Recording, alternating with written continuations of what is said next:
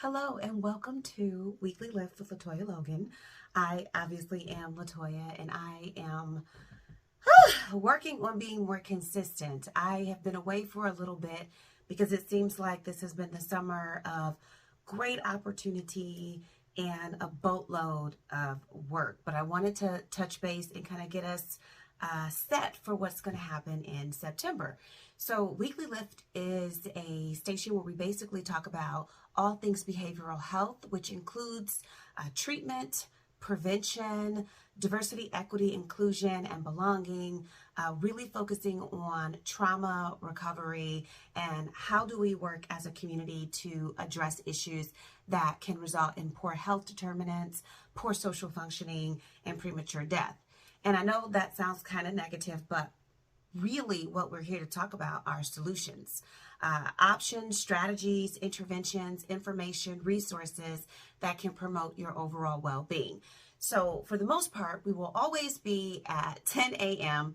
on Mondays, but I have to be honest with you.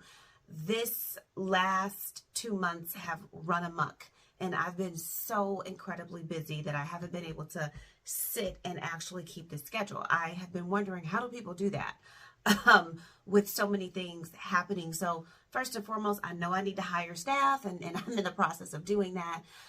But more importantly, I need to carve out this time because this is really important to me. Weekly Lift isn't a place where I'm just giving you useless information. I want this information to be tangible for you. And so this morning I said, you know what, sit down and reach out. Again, I am on my way to train today. I'm really excited about this topic. I'll be training behavioral health professionals who work at a community mental health agency here in the greater Cleveland area of Ohio. And today's topic is Black parenting and how can providers really challenge family regulation to support healthy engagement from parents so that they can address some of these behaviors that we're all seeing. You don't have to be a bad parent to have a child who's engaging in behavior that is inappropriate and even in some cases hurtful. But we as providers sometimes engage in practices that demonize parents or creates disengagement. So even though we could be helping, we're not. And so I'm really excited about today's training because we're focusing on, well, what has been influences over Black parents and their capacity to parent, the resources that are provided, and even the stigma that's associated with Black parenting.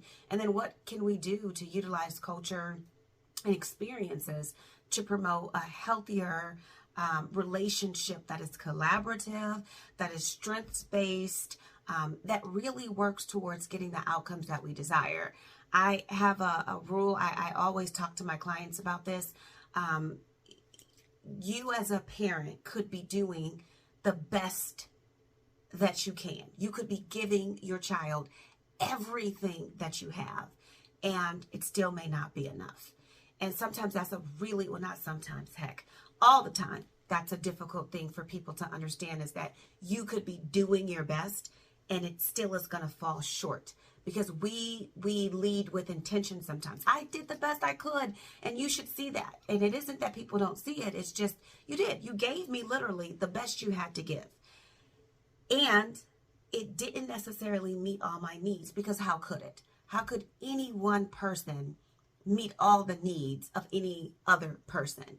And so this training is really going to help providers assess parenting, help parents really understand where their strengths are, where they might have limitations so that support can be added, but most importantly, to lift those parents up so that they see what they're capable of doing. There are a lot of parents who kind of check out, because particularly Black parents, because every time something happens, it's this, oh, Black parents, it's all this violence because you didn't do X, Y, and Z. And we know that that's not the case at all. Yes, there are some terrible parents out there who promote criminality in their kids because they have their kids selling drugs and stealing things for them. Yes, we know that there are some parents out there who are abusive and neglectful. Yes, we know that we have parents out there who have their own mental health and addiction issues that, it's going to have negative impact.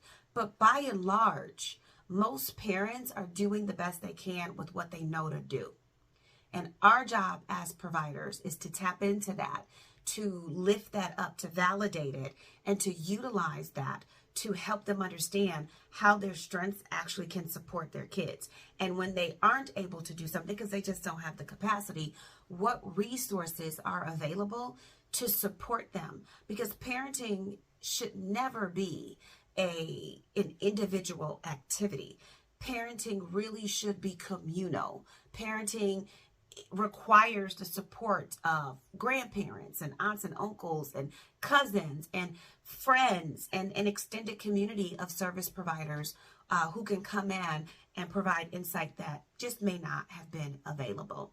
So I'm really excited about that today. So that's why I'm kind of dressed up, because I gotta go, present. But this got me thinking of what's next for Weekly Lift. And what I really want to focus on is mental health literacy within the Black community. So much research is being done today to really understand mental health deficits and barriers to accessing resources in the Black community. So much so that we know Black individuals, male and female, but mostly male, are more likely to be diagnosed with schizophrenia, which is extremely harmful, especially if they don't have schizophrenia. We know that Black people are more likely to be misdiagnosed by providers. And a lot of this has to do with not understanding cultural expressions of symptoms, and that within the Black community not having the language to articulate really what's going on with them. So for September, because September is National Recovery Month, we're going to focus on what are mental health disorders, what are the criterias, what are some of the expressions of those criterias, and what are things you need to say if you're seeking help to ensure that you're receiving what you actually need, what would be most beneficial to you, as opposed to just going in and feeling as though you have to kind of acquiesce to whatever that provider is saying because they have the degree or they have the licensure. So September, I'm not going to allow my schedule to negatively impact this. So September, we will be back Mondays at 10 a.m. Focusing on recovery and what that means for mental health literacy, mental health access, and mental health advocacy. So I thank you for your patience with riding out with me in this ever-changing schedule that I have. But also, I appreciate your interest and wanting to understand what is mental health and how does that impact my well-being and overall functioning, because everyone needs to really understand their mental health. But if you are educated, if you understand the signs and symptoms, then you may actually be able to save someone's life who isn't quite ready to talk to a provider or a professional, but would be willing to share with you the struggles or the barriers they've been faced with.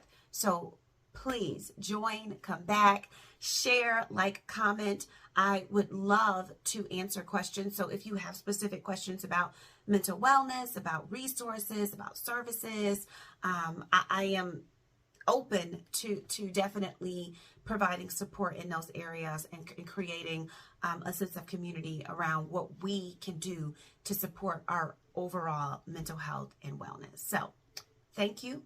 Have a wonderful rest of your day and weekend. And as always, be well.